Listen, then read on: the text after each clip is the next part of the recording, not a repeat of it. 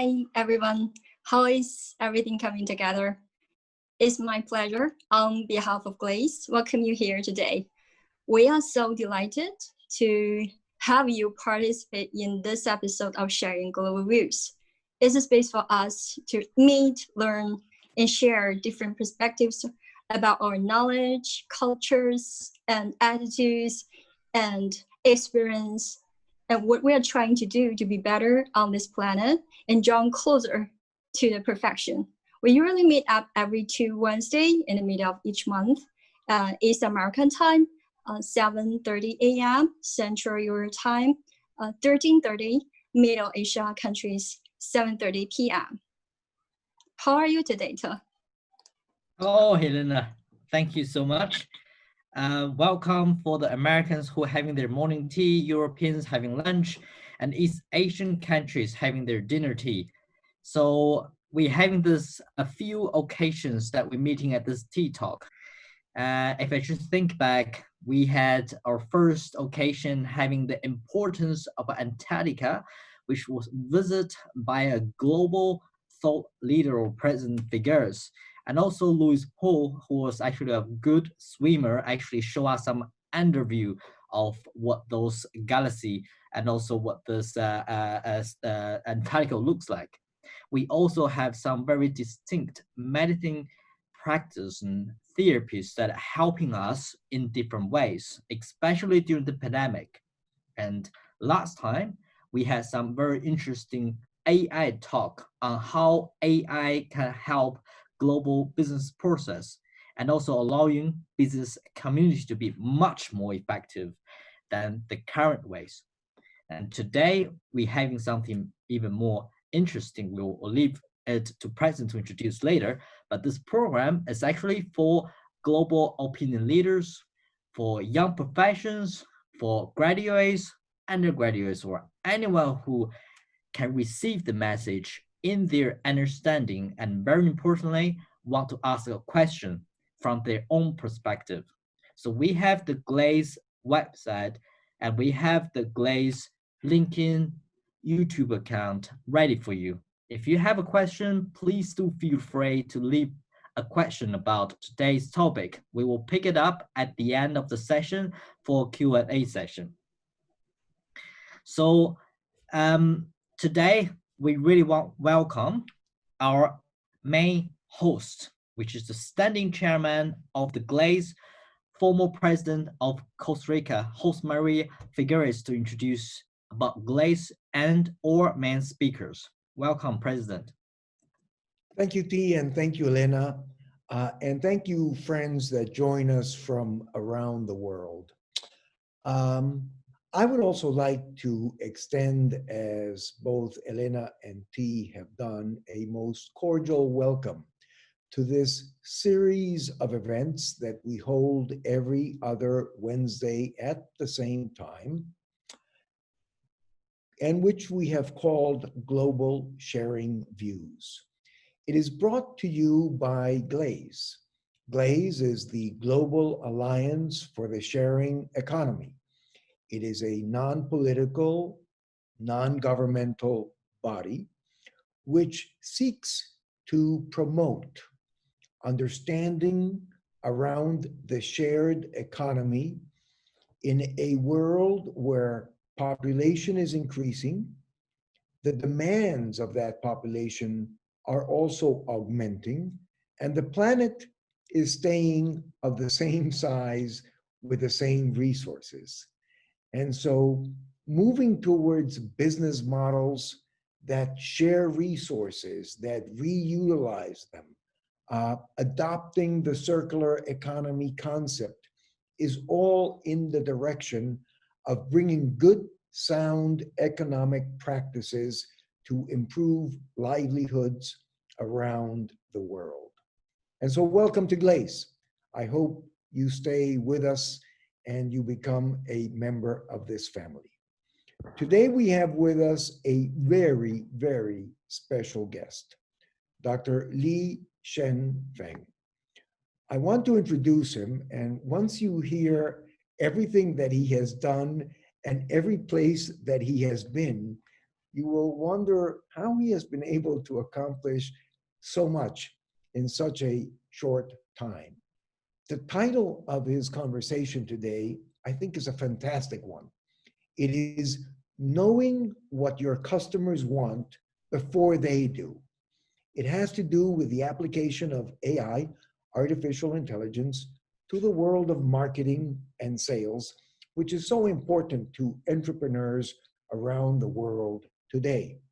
Now, Dr. Lee has concentrated his work on the themes of corporate strategy, business process re-engineering, and digital technology. And he has applied that to the fields of communications, technology, financial services, and of course, retail, which is a part of what we're going to be talking about today. He has done so around the world, literally. He has worked in China, he has worked in the US, he has worked in the UK, in the Scandinavian countries, and in the Middle East. And his background is most recently general manager of IBM Global Business Strategy. But before that, having worked with Boston Consulting Group and with KPMG, McKinsey, and Goldman Sachs.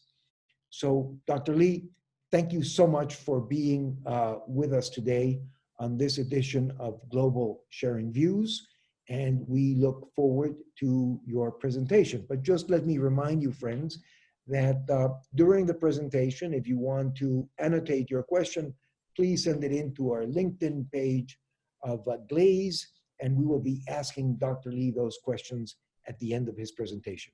The floor is yours, Dr. Lee. Thank you. Thank you very much, Mr. President. And thank you very much, Helena and T. Good morning, good afternoon, and good evening and to everyone who's with us today. My name is Sheng, and I'd like to share with you the topic of knowing what your customer want before they do.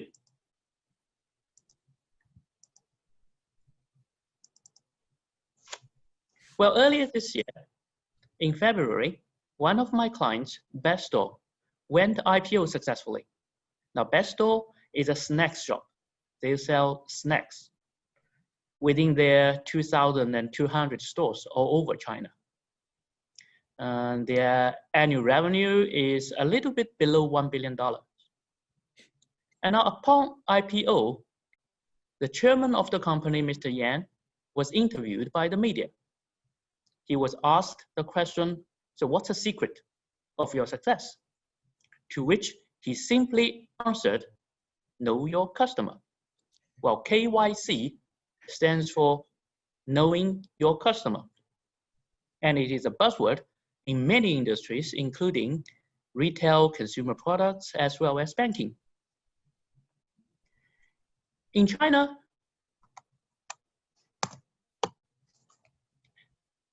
there is a saying, 1,000 customers have 1,000 faces.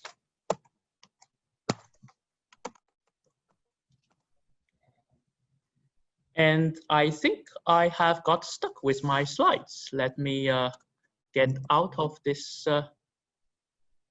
I'm sure we can fix it, Dr. Lee. Yeah.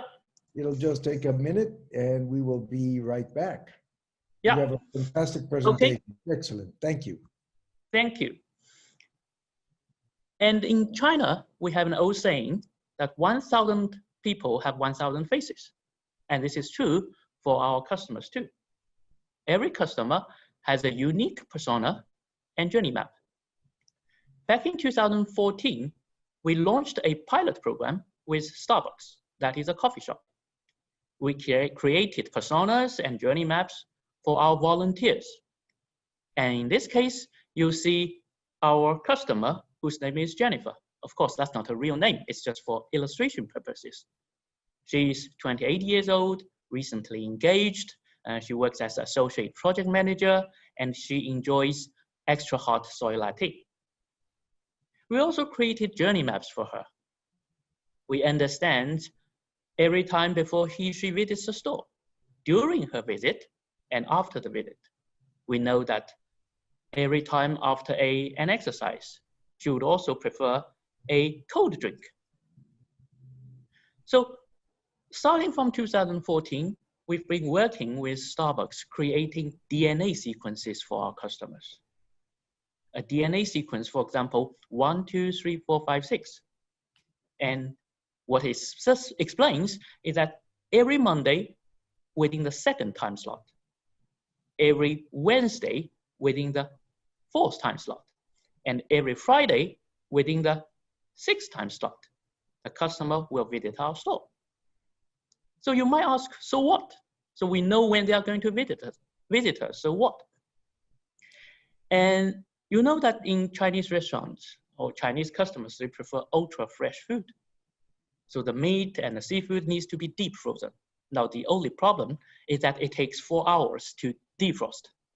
So every time when a customer makes an order, if you start to defrost the food, it's already too late. So just imagine that the restaurants knows when the customer are going to visit, and they can prepare the food in advance. Now, that is what DNA sequences can provide us. They provide us with the customer insight. Now, how can we gather these customer insight? And they all come from data. Our customers, they create overwhelming waves of data via their digital footprint. Well, 90% of the world's data was created in the last 2 years. And 80% of the world's data is even unstructured. Our customers create 2 types of data. One type is what we refer to as a system of records that result from their transactions at their purchase time, for example. And these data is usually stored in ERP systems, in CRM systems, and these are typically structured data. There is also another type of customer data, which we refer to as system of engagement. Now, this data results from call centers or messaging systems. Now, these type of data is typically unstructured. They can be free text, they can be images, multimedia, or even signals from Internet of Things.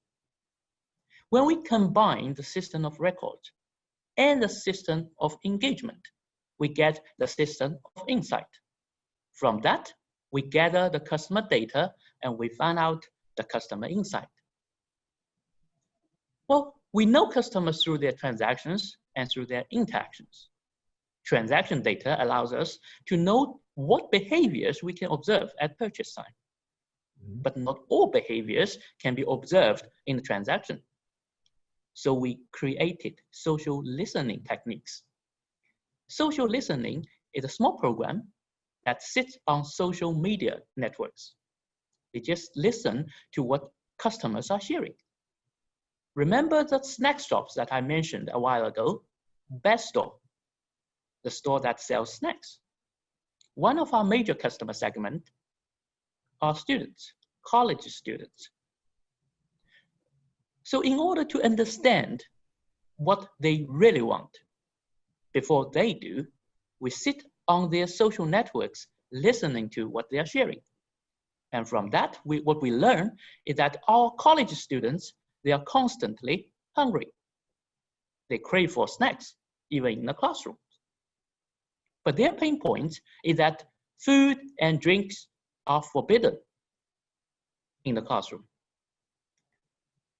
Based on what we know, we invented a new product, a new type of snack called Pocky Sticks. You might find that in Europe too. They have strawberry flavors and chocolate flavors and taste like biscuits, which is perfectly for our college students. We make these Pocky Sticks for them, except that we make that in the shape of a pencil. So from where the teachers stand, everything is perfectly normal. Our students are holding pencils, except the pencils get shorter and shorter and would disappear in 10 minutes time. So that's the insight that gives Best Store a unique advantage in creating their new products. Now that is customer data. through transactions and interactions.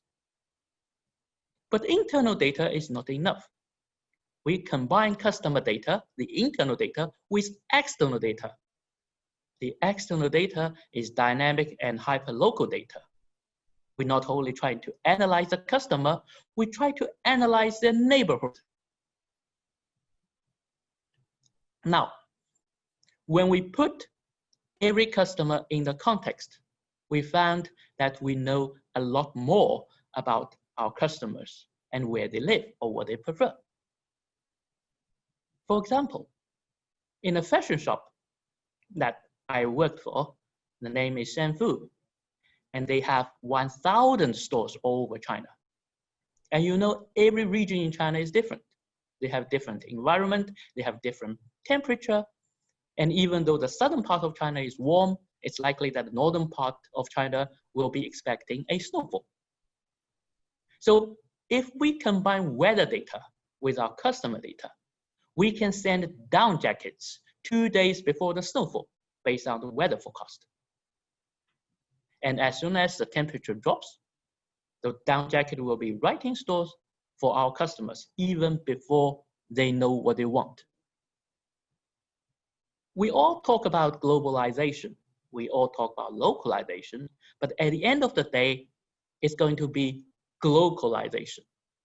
So we have global data, we have local data combined with our customer data. We create unique pictures about our customers and their neighborhood.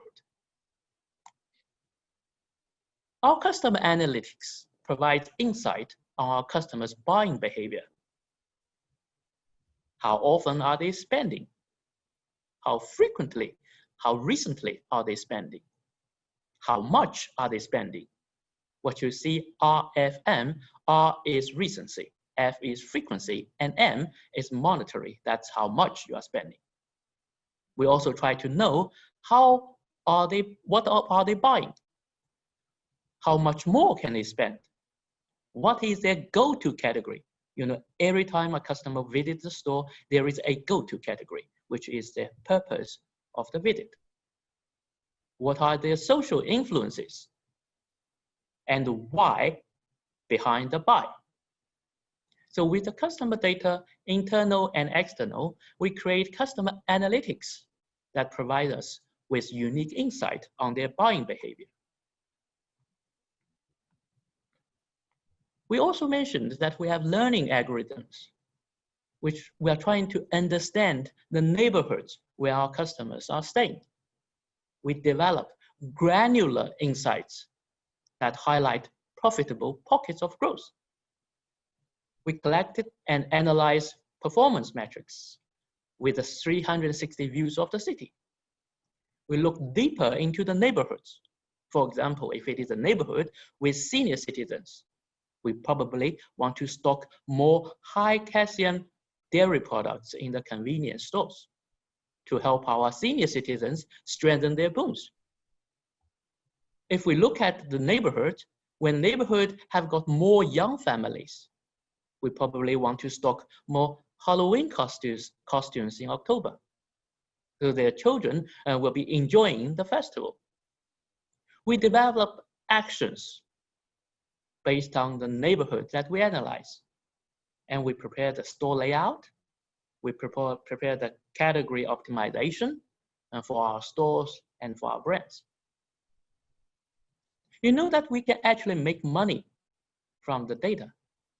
For one of the largest home electronics retailer that I work with, whose name is Suning.com, we sell our customer data, of course, sanitized, to our vendors. And the cost and the price of those data can range from $500 a month to $4,000 a month, depending on the frequency or the flexibility or the format of the data. Of course, this data is sanitized, but it will provide unique insight to our vendors in terms of their channel optimization, in terms of their product innovation. So how do we actually know a customer? There are 3 levels of competency. There is firstly, descriptive, secondly, prescriptive, and thirdly, predictive. There is a bookstore in Taipei, which is also a tourist spot. The bookstore, there are about 3 dozens of stores in Taiwan, Hong Kong, and mainland China. And each store is a 6-story building.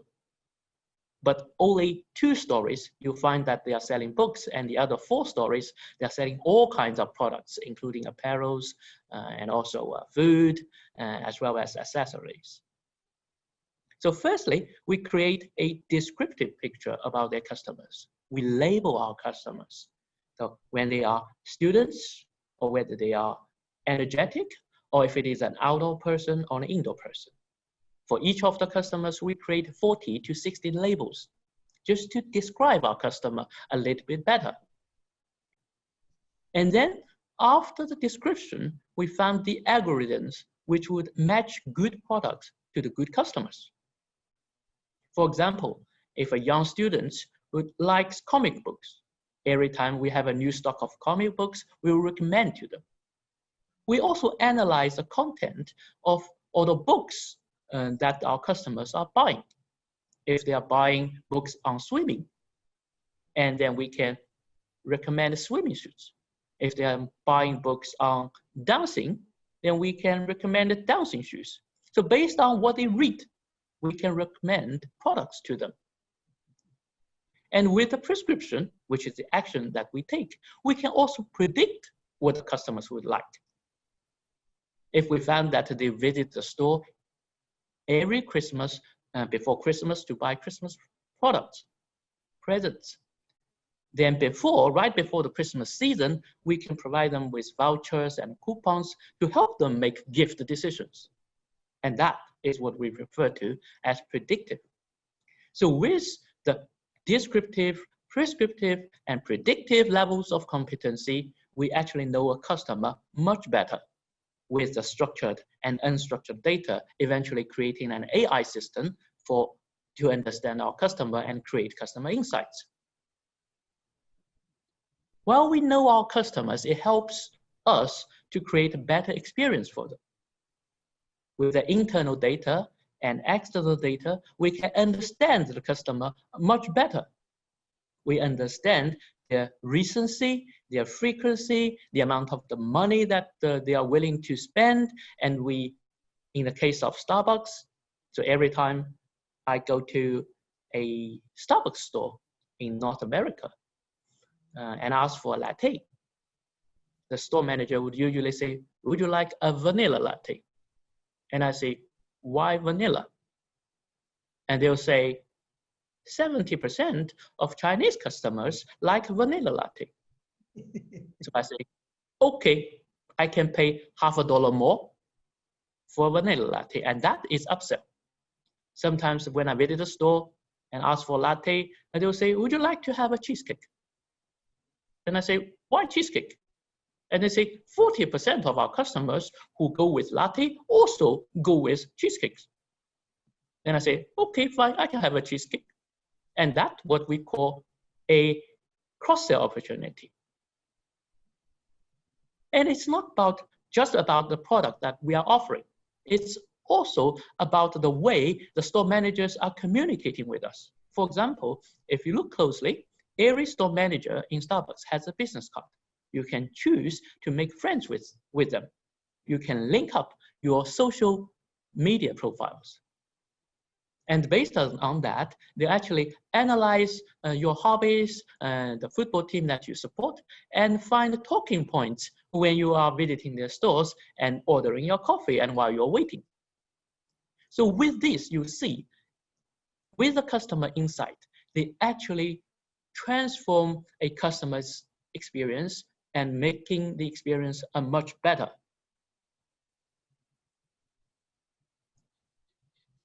We did a survey. The survey says that if you have AI systems based on data analytics that replaces a human, you can achieve some benefit, but that benefit is very limited. It's actually those companies who make AI and the human working together. And AI creates a new partnership with between human and technology, that those companies would obtain the best benefits. The human excels at common sense, imagination, compassion, while the AI systems excels at locating the knowledge, making a recommendation, recognizing a pattern. So the technology in terms of AI, when we're talking about AI is artificial intelligence, but we will want to change it a little bit. It's not artificial intelligence. It's more like augmented intelligence, which means the technology is complementing and augmenting a human's capability. It is indeed when AI, when they link human and technology together, the companies would achieve the maximum benefit. To end my presentation, I will just quote what a Chinese CEO used to say. He said, when you sell a product, sell a customer the product that they do not want, it's called harassment. When you sell the customer the products that they really, really want, it's called good service. Now, that ends my presentation today, and thank you very much for joining us. Fantastic, Dr. Lee. Thank you so much. As you were describing, as you were describing your presentation, I could almost picture you going into a Starbucks, asking for a latte, and then being offered the cheesecake, and with a big surprise on your face. Why, if I'm ordering a latte, why are you offering me already a cheesecake? But of course, it just goes to the use of technology nowadays and how sophisticated we have come. I have some questions that I want to ask you, but I want to favor any questions that may have come in from the audience. So let me turn it to you, T and Elena. Do we have any questions that have come in on our LinkedIn GLASE site? Yes, sir. Actually, we do have some hard questions, actually. One of them is actually not just one, but actually they're having a lot of questions on, well, there's a lot of data we collect on our customers. You can see from their, normal communications to actually their behavior. So what is actually the data protection is on for that? Is anyone actually interested to understand, I'm being spied and there any too much problem with, getting too much know about yourself? So Dr. Lee, so how would you respond to that? Well, thanks very much, T, for the question. I think it's a very important question. A lot of people are very concerned about privacy and data protections, and many countries have launched their data protection regulations. For example, in Europe, there is general data protection regulation, when we are obviously compliant with these regulations. But there is, above that, or apart from that, I'd like to share with you a survey result. We surveyed a lot of customers, and we asked about what their concerns are on the data protection.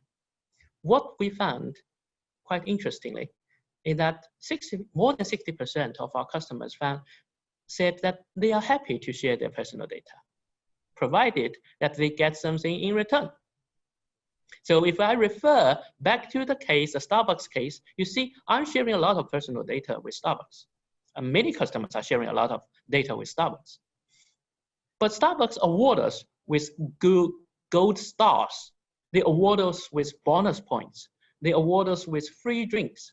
They will award us with vouchers and coupons that we can share with our friends and colleagues.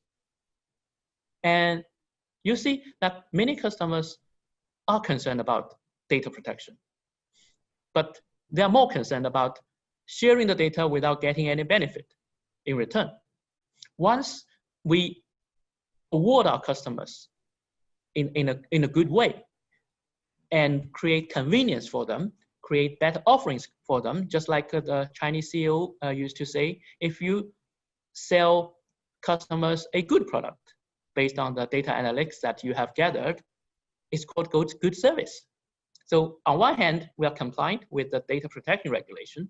We sanitize the data every time before we share. On the other hand, we actually provide customers with good returns when they are happy to share their personal data. I hope that answers your question, T. I find that answer very interesting, Dr. Lee. It's a very, shall we say, a very much a transactional engagement that happens here, where on the one side they're using my data, but they're giving me the stars or the points or this or that or whatever, and so, you know, it becomes a shall we say, a win-win situation. But thank you for going into that, because the issue of data protection is definitely something that's on the radar screen of just about every country. And it's becoming there's a lot more debate going on in the world of today with respect to data protection than we had at any other point in time in our history. Of course, we never had so much data. When you say that 90% of the data we have today was produced in the last 2 years, and the data must be going through exponential growth. And with Internet of Things that is up on the horizon, you know, and big data management even more so. So thank you for that. Do we have any other questions, Elena or T? Yes, actually, I have one question from audiences. She's working now currently in online education companies. Because some of the students' emotion changes during the course can be analyzed by the computer-aided facial expression system. So, but some of the online education companies uses the system to collect the data without students' consent.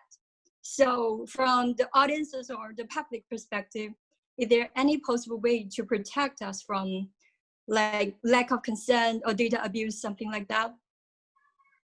Yes, there are certain data security, those type of technologies, which can either work on top of the systems that we have, or they work seamlessly or behind the scenes. What they do is that they will detect illegal use of data, or they will detect unexpected data leakage. So yes, there are technical ways to help us resolve that. But what I would want to add to that is that this is not just a technical issue. Helena, thank you very much for mentioning it. It's also an ethic issue, which means that we will need to develop certain moral standard to observe and to be compliant with the data protection regulation. Our main purpose is to create values to our customers, and not to do damages to our customers. I think that is not just a technical issue, and that's also an ethnic issue that we'll have to observe. Thank you so much for the answer, Dr. Lee. Thank you, Helena. T, any other questions, or Lena? Yeah, we do have more coming, but sir, do you want to also ask your question, because there's collecting a few. Okay, good. So, Dr. Lee, talk to us about how a small or medium-sized entrepreneur can begin to use AI in terms of better servicing his customers. Everything that you present sounds like very sophisticated, a lot of investment, and a lot of work. For an entrepreneur that may be listening to this program, what is your suggestion for an entry point? How does he get into this? Yeah, well, thank you very much, Mr. President, for the question. That's a question that I've been asked before by some of our other clients as well, because they are all very interested to know what's the type of investment that needs to be devoted into this effort. Well, AI, when people think these are very advanced systems and it requires millions of dollars of investment, but this is actually not true. And the first type of program that we usually launch as a quick win opportunity is what we refer to as precise marketing. meaning that we are creating a labeling system for our customers. It typically takes a very small team, about 4 to 5 people. Some of them are design thinking top-level designers, and some of them are engineers who can create algorithms to match the best products to the best clients. And so this type of labeling system sometimes would take 3 to 6 and up to 9 months to develop. And this is usually a good entry point with a small team of 4 to 5 people. This is a good entry point, and also you can test it while you refine it. And eventually you see that the precision rate actually increase, or the success rate actually would double. And somehow, while you are doing this, you find the programs actually finance itself, because you are creating new revenue, and the new revenue and new profit can be pumped into your next level of development. So it somehow can be self-financing. Thank you so much. How aware are banks, financial institutions that sometimes offer loans for these types of investments to entrepreneurs? How aware are they of what these developments and applications of AI can mean for businesses? The banks are also leveraging these type of techniques too. And when the banks are making loans, they're actually gathering lots of data about the customers, analyze the customer data in order to understand if they can make the loan or not.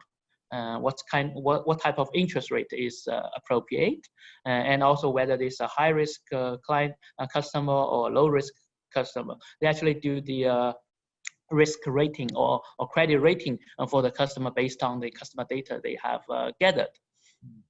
So please go on. Oh yes, sure, Mr. President, please. So, I mean, your presentation is, of course, very interesting. How is AI being applied to the field of health today? And I mean, one of the challenges here in the global population is that we are all aging. As we age, we require much more and even greater sophistication in the health treatments that we receive. All of that is driving expenses. How can we apply AI in the world of health services, and what have you seen in this field that caught your attention or your imagination? Yeah, we actually had a pilot program in smarter healthcare, and the immediate application or the immediate use case of AI is image recognition. You know that when a patient is ill and he or she needs to go to the hospital, they take a lot of pictures, images about all parts of him or of her. And the doctors usually have to sit there for like hours trying to read through those images, and it is very hard to go through every image in a short period of time. Per visit, a patient can create 10,000 of images. Those medical images, and doctors need to go through. This is hard to imagine. But with AI, what we do is that we do these image recognition patterns, and among the 10,000 images, an AI system can quickly pick up a dozen images which look suspicious. And they can push these images to the doctor, and instead of going through 10,000 images, a doctor needs to read only a dozen images to find whether there is a problem with the patient or not. So that is the application that's already used by our hospitals and our doctors. And 2 years ago, we all even started with a system called the Doctor AI. And you know, AI in China is pronounced as I, which means love. So we created a system called Dr. Love, which is Dr. AI. They try to understand the natural language every time when a patient has got a problem, and he or she can actually send messages to the system and asking the AI doctor a question about their health. and the AI system would understand their language and so provide the simple advices and answers. And this type of system works pretty well during the coronavirus time, because people don't want to go to hospitals. They want to stay at home. If they catch a cold, normal cold, they want to stay at home. And the AI system actually provide them with advices. For example, drink more water, or keep yourself, or rest well, etc. and etc. So that system is beginning to catch attention during the coronavirus time. Extraordinary. Have you seen any applications of AI to enhancing the learning experience of students? So you mentioned that at the beginning of your presentation that this works best when you combine the human element with the technological element, because that is when you get the most, shall we say, the most out of these applications. And you know, education is such a very critically important element for all of us. It has suffered, I think, greatly in this pandemic, because millions of children are out of schools and high schools, and even youngsters out of universities. What are the applications of AI to the educational experience of students? Yes, we actually use these systems to train the teachers. The AI system that's used to train the teachers. For example, in a school, and we actually have those systems deployed at the background. When the student asks the questions, he or she actually do not know whether the answer comes from a robot or it comes from a teacher. So we have 5 robots in 5 schools, and 5 real teachers in 5 schools. And when students ask questions, we compare the answers. What we found out is that during the first few months, the teachers provide good answers, better answers compared with the AI systems. But at the end of the day, the teachers and the AI systems, they learn from each other. They try to see what other answers can they provide. And after 6 months, we found those AI systems can provide better answers to the students. So you see, when I say when AI is your friend, that means the human and technology learn from each other. At the beginning, the technology learns from human. After a while, the human learns from technology. And then after a while, the technology has to learn from human again. So in the case of education, the teachers and the AI teachers, AI systems, they learn from each other and they benefit from each other's answers. Fascinating. Thank you. T, more questions?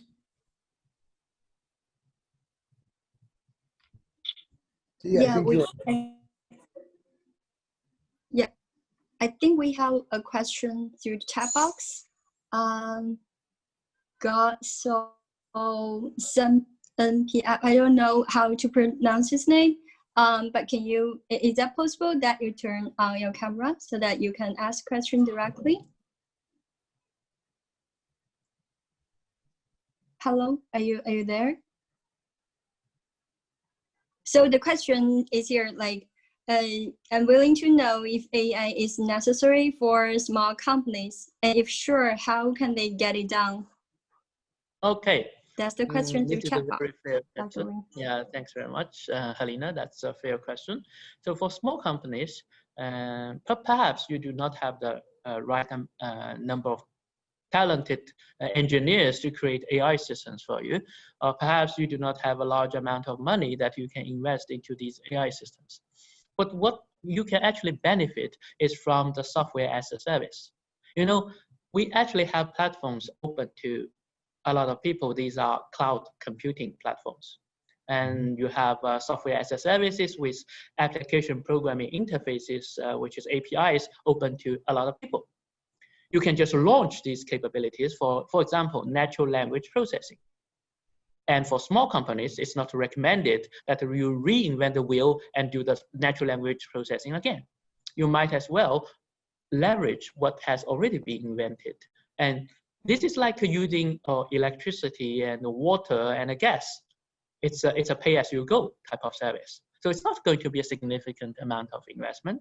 It's more like a pay-as-you-go. You can leverage what is already invented and embed those into your own applications and programs. Mm-hmm. Dr.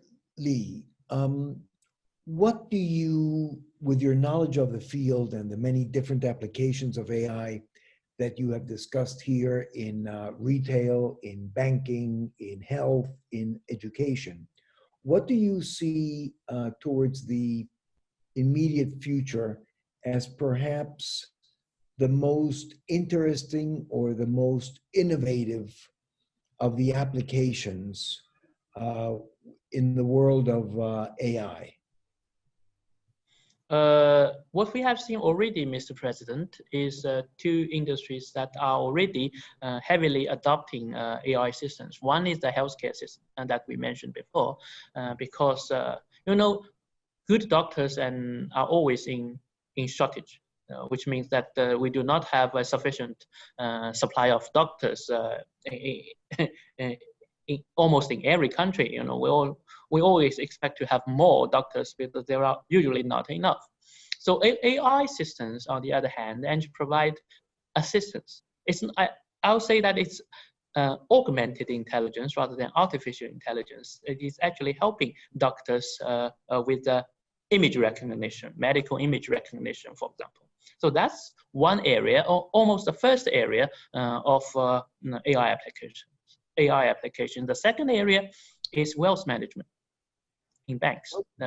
You mentioned loans, credits just now, but in banks there is also another subsidiary which is called wealth management. They have lots of wealth management products which they can offer to a customer, but wealth managers are also in shortage. That means banks usually don't have enough wealth managers.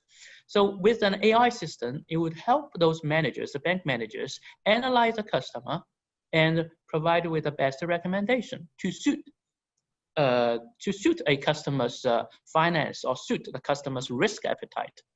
So these are the two innovative areas that we already see. One is healthcare, the other is wealth management. Fantastic, thank you. So let me turn it over to Godfrey Tang, who is coming in from Costa Rica with a question. Thank you, Mr. Lee, Dr. Lee, for your presentation. Truly, breathtaking. First thing in the morning to see all these things that are going on behind the scenes in our day-to-day life, from Starbucks to the supermarket to everything, right? So I see the power on how AI is growing. And my question is a little bit similar to the president's question before. His was more on a short term, going ahead, where do you see AI, right? But where do you actually see it medium and long term? And how is that going to affect us? We're clearly going to adapt and grow with it, but where do you envision we stand with this? Thank you so much again. Yeah, thanks very much, Godfrey. And I also read about this, your questions and the concerns from newspapers or the journals. There are people who are talking about, can you actually trust AI? Or what if the AI is taking away our jobs? Well, these are always a concern, but our survey has found out that it is those companies that combine the capabilities of AI technology and human capabilities that benefit from this partnership the most. So yes, in some areas you might find AI is actually taking away some of the workload, for example, translation. But in other areas, or in more areas, you find that human and technology are working closely together. And now, I believe this is going to be the future. The AI would make the algorithm transparent. So we will see why they make a conclusion or how they drive to that conclusion. So it's going to be transparent. And when it is transparent, we can trust the technology or the AI system a bit more. And on the other hand, the AI, through their learning algorithm, they'll trust a good human will provide them with the feedback and the right input. So what I firmly believe is that in the future, AI, the technology, and the human are going to work together. And only if we work together, we'll create the maximum benefit to the world, to the industries, to the people everywhere. So let me follow up on what you have just said about AI and humans working together, because it has been a recurring part of your presentation from the very beginning.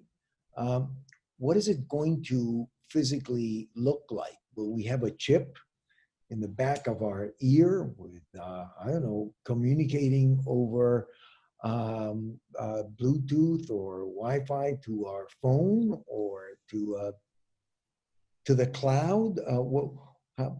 How will this look like? How will myself, an average citizen, be able to use AI in my daily life in making my decisions, as I go through the day? That's an interesting question, Mr. President. And even many years ago, when computers were invented, it's already complementing human capability. If we cannot remember everything, we'll write it in a notebook and it will be stored on the hard disk. And nowadays you can see there are many files on the hard disk, and that every time you want to search for something, it will be at your fingertip. So computers are already helping people achieve a lot more than they can achieve by themselves. And now I know that you're referring to what we see as a newly invented chip that can be embedded into human. And I believe at the end of the day, it's going to complement human capability. I don't think it's going to replace human in a way that they make decisions, but it can somehow extend people's memory. For example, we all forget things, but just picture that. Now we'll never forget important things because it's already stored in the chip. That's quite amazing. It actually expands my mind as well when I read about this news in the journal, and this is very interesting. I'm certainly looking forward to seeing the next wave of development in this technology. But I still believe that it's an extension of what we already have. The computers are complementing and augmenting our capabilities. Fantastic. Thank you so much. I'm looking forward to those days, by the way. Me too. I'm very much looking forward to that. Dr. Lee, we're coming to the close of our program. I would like you to perhaps think about a closing message that you would like to leave our friends on the program with. And while you think about that present message, while you communicate with through AI with your external brain to put together this closing message for all of us, I would like to turn it over to Elena, who will introduce the subject matter and the speaker that we're going to be very pleased to have with us 2 weeks from today. So Elena, let's hear about your presentation of our next speaker, and then we'll come back to Dr. Lee for closing remarks. Okay, thank you, Mr. President. Thank you, Dr. Lee. So our next topic gonna be where will gig economic take business. Our speaker is Eleanor Tucker. Eleanor is a former journalist and media expert, and now she is like kind of like sharing economic consultant and advisor. She used to work for BBC or Guardian. Now she has co-founded the commission agency and focusing on sharing economic. So we are really looking forward to her speech as well. But now it's your time, Dr. Lee, the final speech. Thank you. Mr. Lee, back to you. Your closing comments, please. Thanks, Mr. President. Just to summarize my presentation in one sentence, what I would say is data is our treasure and AI is our friend. And when the technology and human work together, we will know our customers much better, which will give us a unique advantage in the competition. Mm-hmm. That is quick summary for my presentation today. Thank you so much. If I may add to that, I recently heard a comment that went along the following lines. It said that in all of these years after the Industrial Revolution, we have had raw materials, and then of course we have had different equipment and machinery that has become much more sophisticated to transform the raw materials and produce different things out of them. So towards the future, instead of raw materials, what we have is data, big, which goes to what you have just said, the importance of data. And instead of having machines, we have artificial intelligence. So it is the artificial intelligence that allows us to process this data in so many different ways as to add value in our lives and to a sharing economy, just like we had a lot of equipment that added value to raw materials. So, Mr. Lee, thank you ever so much. Wonderful presentation. I think that there's a lot more to talk about this in the future, because it is a field that is changing every single day. And I hope that some months from now, we can have you back on our Sharing Global Views conversations for an update on where AI is going and what you will be working on and where you will be working on, because you've worked around the world on all of these topics. So thank you ever so much, Mr. Lee. Thank you, Elena. Thank you, T. And friends, I want to thank you all for having joined us from around the world for this most recent edition of our Global Sharing Views. I look forward to welcoming you 2 weeks from now with a very interesting presentation by Eleanor, as Elena has already begun to introduce her. And we wish you a happy day, or a happy afternoon, or a happy evening, wherever you may be. Thank you so much. Thank you. Thank you. Thank you. And bye-bye. Bye-bye.